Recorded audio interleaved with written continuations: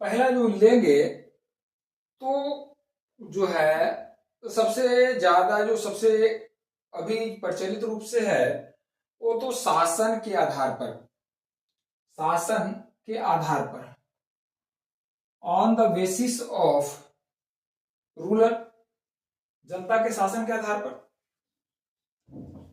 जनता के शासन के आधार पर लोकतंत्र का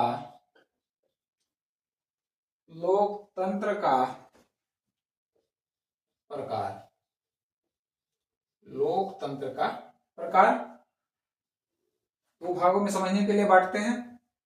ठीक है, डायरेक्ट डेमोक्रेसी,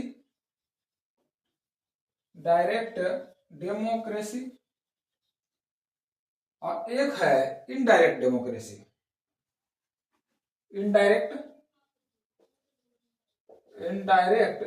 डेमोक्रेसी।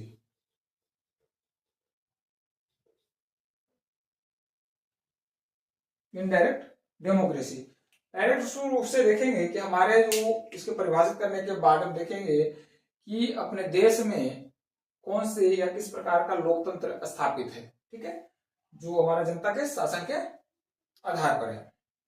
पहला है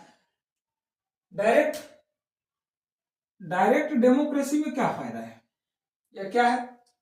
इसमें जो है डायरेक्ट डेमोक्रेसी में शासन में, सिंपल सी बात है, डेमोक्रेसी का जो परिभाषित था जनता के द्वारा, जनता के लिए, जनता का चुना हुआ प्रतिनिधित्व शासन करता है या शासन चलाता है, उसे हम लोकतंत्र कहते हैं। ठीक है, तो डायरेक्ट डेमोक्रेसी में क्या होता है कि जनता सीधे रूप से, जनता जो है सीधे रूप से यानी डायरेक्ट रूप से, सीधे रूप से शासन में भाग लेता है,